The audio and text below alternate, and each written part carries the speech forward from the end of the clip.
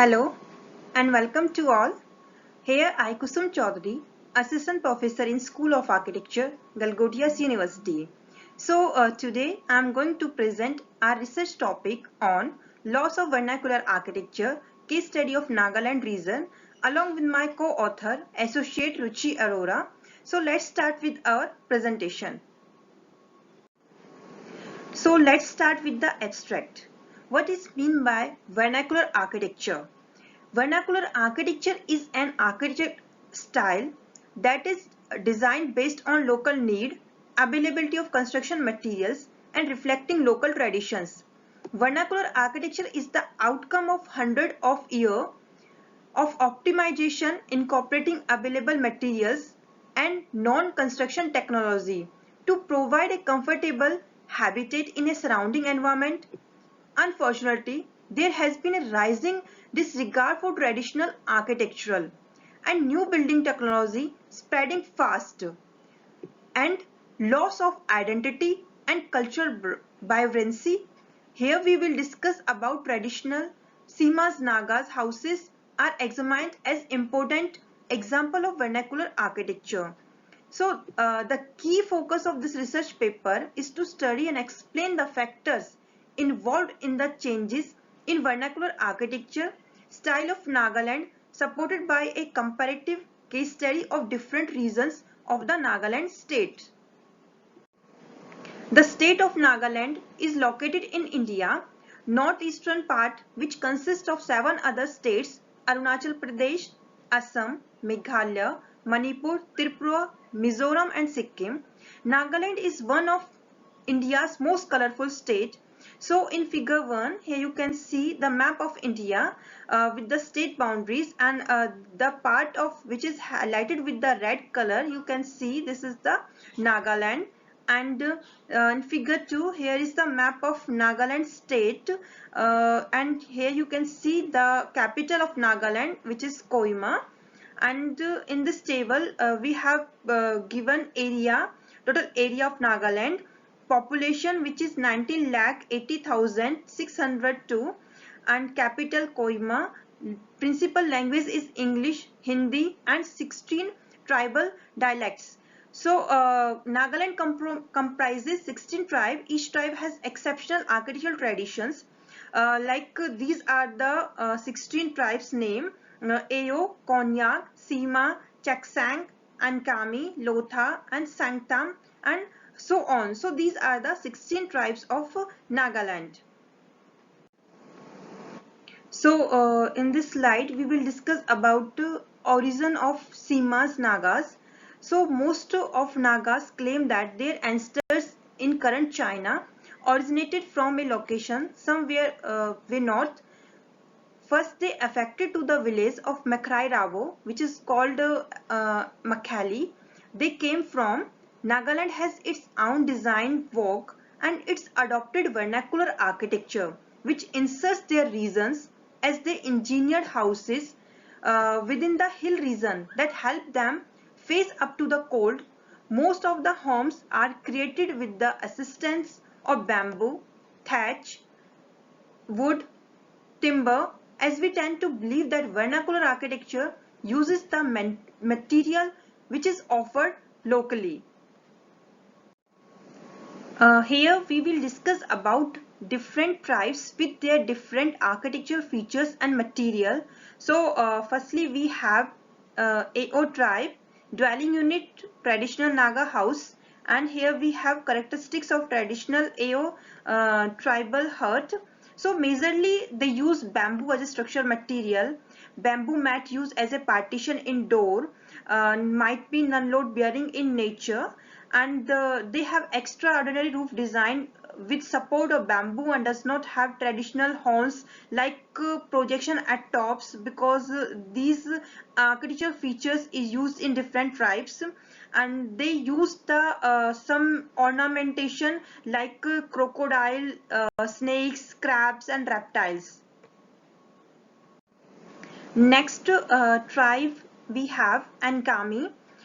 So here we have characteristics of this tribal hut. Each tribe seems to have its own culture that they reflect in their housing unit. but the base and the material of the dwelling unit stay the same. Only in appearance and form could the difference be found out. Primary use of timber, plank as supporting wall, and wood craft for ornamentation is used, and sometime with typically horn-like projection, the roof are thatched with paddy straw and palm leaves. So typical Naga house with elongated rectangular plan have only one direct entrance with no porch given at the entrance. In Chang Konyak tribal hut, they used dry bamboo with bamboo interlocking walls. There is a circular courtyard outside the entrance. The roof is supported by bamboo heads, has a unique cross-shaped decoration, as you can clearly see in this image. Different tribes look different due to their unique decor. So there are some different features according to different tribes. Next tribe we have Lotha, traditional Naga house. They have simple and rounded views of their traditional houses. The roof is also rounded and projected to cover the porch. Wooden planks and bamboo are majorly used as a structural element. It looks like a little different from the traditional decor. So no traditional horns are used for embellishment at roof. So these are the characteristics feature of Lotha tribal hut. Next traditional Naga tribal hut is Sumi. So in this tribal hut, they decorate traditional living spaces which look great. They used which is very common and naturally available material like timber, bamboo and woven mats. Small elongated plants or sometime square in shape without porch at entrance, and they also used craftsmanship at entrance, and all walls and roof are connected, but there is no space for the ventilation. So these are the features of the Sumis Naga traditional hut. Now we have Cheksang traditional tribal hut. They mainly use thick log and boards as building material. The column is used as an accessory to maintain a high traditional look. Entrance has traditional look with the help of tree trunks as supporting column. Less ornamentation with hunted heads is used at entrance. Now we have next traditional tribal hut is Khamni Ungam. The main structural component are bamboo, timber and thatch. These have conventional dwelling unit plan, have an outdoor porch for the pounding rice table. Ornamentation is done on outer plank used for supporting roof. Kachri traditional Naga hut.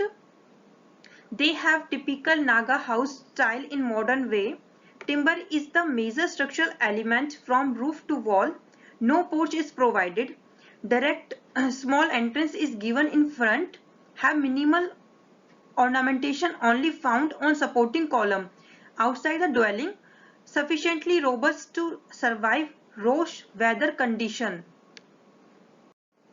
Now we have traditional Poham tribal hut. They have strong tribal look of their traditional dwelling, have different ornamentation on wooden planks supporting the projected roof. The typical appearance is provided by the high triangular pointed roof.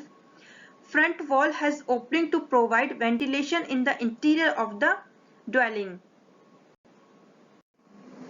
Konyak traditional tribal hut. Their traditional houses have clearly tribal look.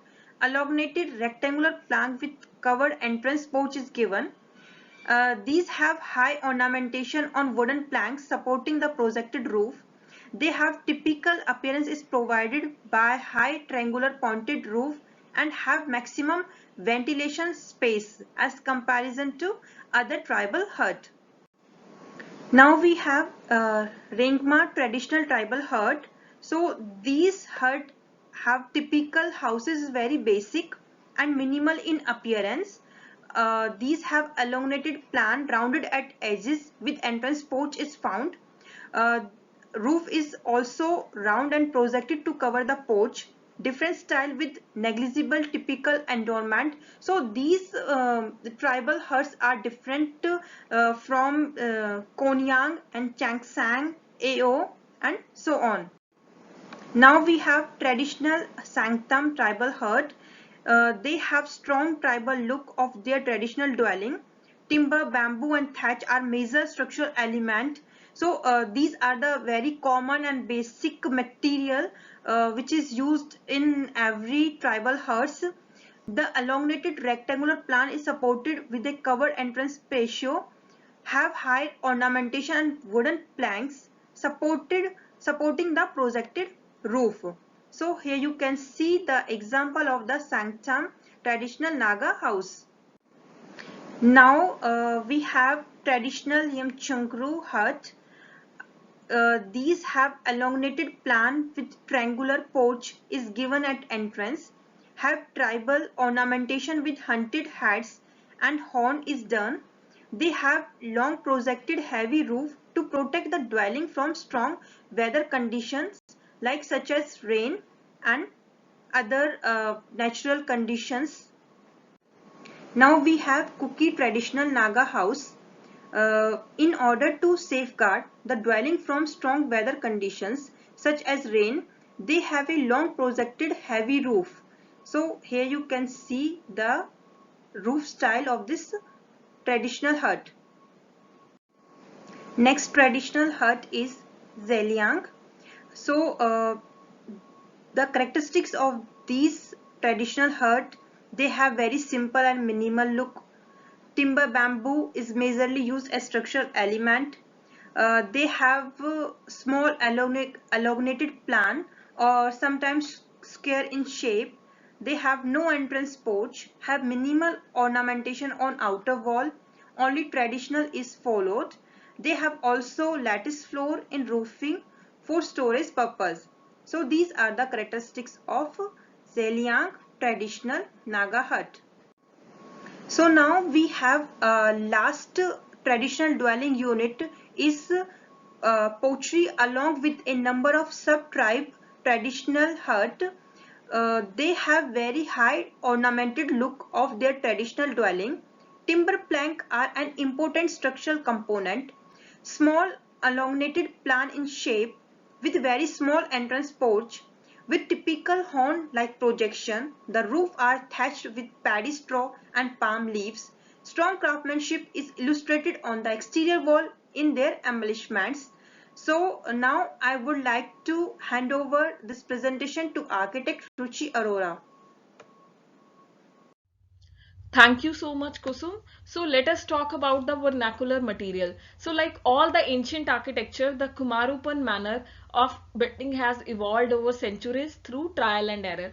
An oversized proportion of the building materials are provided by native forest and soil. So this will allow resistance to the cold and rain, and homes are basically shaped like that. So basically there are three types of material which are majorly available. So bamboo, which is used for constructing walls and other structural elements. Thatch, which could be used in the roofing material. Stone slabs, majorly available in the hilly regions and can be used in the roofs. So kacha houses, so these houses can be considered of solid living material such as bamboo, mudgrass, thatched grass, sugar leaves and sticks. The base of these houses were basically made up of wooden material or bamboo stakes, and the walls are made up of bamboo. So other materials which are available are the bamboo, sugars, leaf, soil and other materials. So roof is basically made up of bamboo and the wheat or corn. So due to the climate change and cultural significance, the kacha house has other species in the northeast.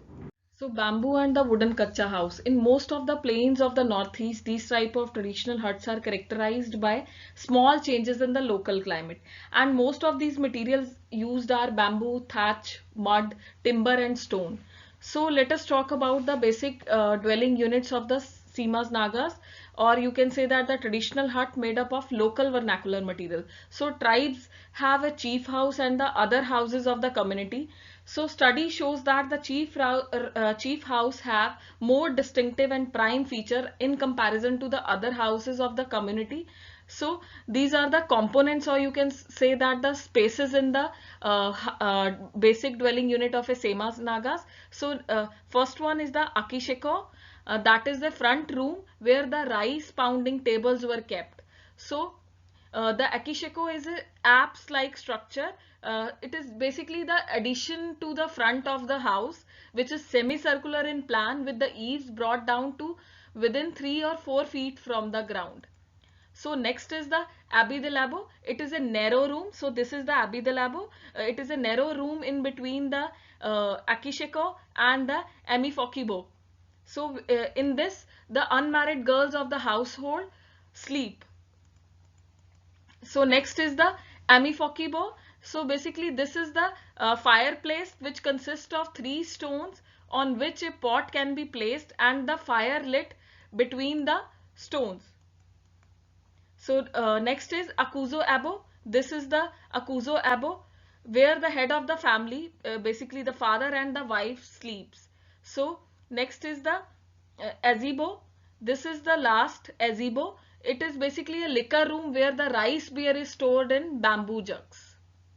So this is the typical section of a house in Seema's tribe for the chief house. So it is having a front door. So this is Akisheko, where the rice pounding tables were kept. So then this is the Abbey de Labo, which is a narrow space between the Akisheko and the Amifokibo. So this is the Akuzo Abo, where the chief and his wife sleeps. So Azibo is a back door, which is basically a liquor room. In this, the beer is stored in the bamboo jugs. So with due course of the time, various changes are seen in the primary design elements of the vernacular houses. So following are the factors for which are responsible for the change in design elements. So what are those reasons? First of all, economic and trade opportunities for the northeastern states. Then the special state provision for the northeastern states in the constitution. Then government scheme for the upliftment of the tribal sectors in jobs and in other sectors too.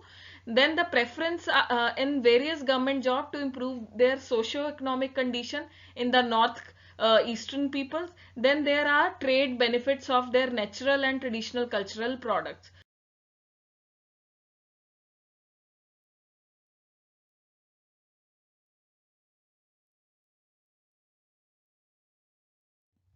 So this image is showing the transitional changes in the shape of the structure of the dwelling units from 2010 to 2017. So traditional pitch roof will change the shape and reduce the front area as per the need of the time. Nowadays, pitch material will also change from steel to corrugated sheet and extensively used in the various parts. Even the traditional bamboo column structure replaces by wooden column and post. So entrance public space is no more required, and it can be seen in contemporary house in Naga tribes, and they changed their ornamentation pattern to painting and carving of wood. So you can easily see the changes from 2010 to 17. So carving of wood is there instead of hanging skulls. So in this picture, skulls are hanging here and there, but as you can see in the picture in the 2017, so painting, they started painting their facades. So this image is showing the transitional changes in the traditional hut from 1980 to 2008.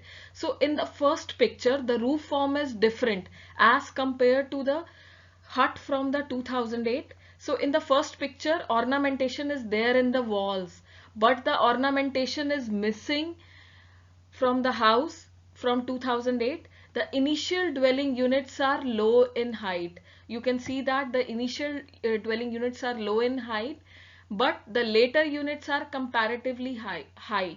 So these are the basic changes which we can see in these traditional huts.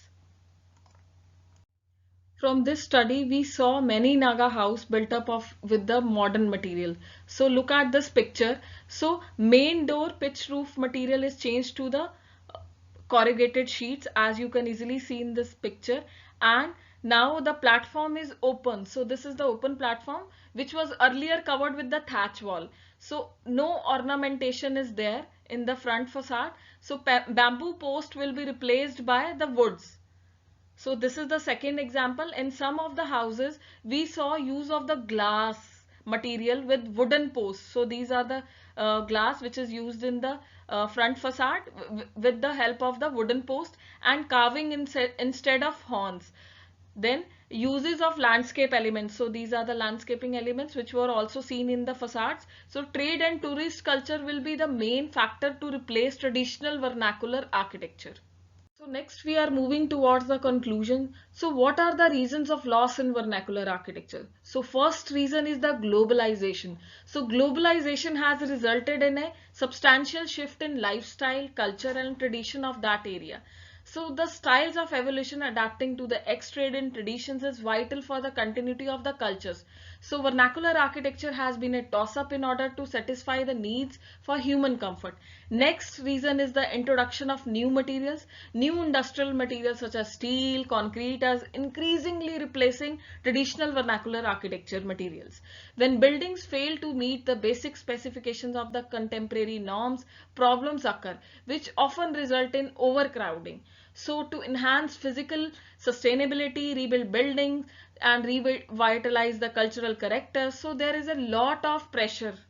So next is the need of climate responsive and energy efficient structures. So the settlement must be changed and adapted to meet evolving needs and lifestyles as the climate changes rapidly. So climate responsive and energy efficient structures are needed. It is not recommended to fully abandon tradition. Continuity with the past is important for a community's long-term survival. So next is the uncontrolled expansion. The uncontrolled population expansion in the region changes the traditional lifestyle into a modern one. Next is the lack of awareness. So lack of awareness among the people, that is very important to retain vernacular architecture as it has been passed down over the centuries. So next reason is the missing of generation. So there are no such generations to follow the cultural usage and sense of something that has been passed down from generation to generation by its rooted or indigenous ancestor. So next is the technological advancement. So the deterioration in the vernacular architecture also has been due to the advancement in the construction technology, as we have already discussed the advancement in the materials, the advancement in the techniques. So next is the rapid growth of industrializations. So the materials needed to construct structures in the old period were collected from the ecosystems in that particular area where the communities lived. With the progress of industrialization, which has resulted in the degradation and contamination of the natural resources, so natural resources problems have increased. So next is the social and economic circumstances. So the origins of the vernacular architecture are also being weakened due to the social and economic influences. So these are the reasons of loss in vernacular architecture. So these are the references. So thank you so much for listening us.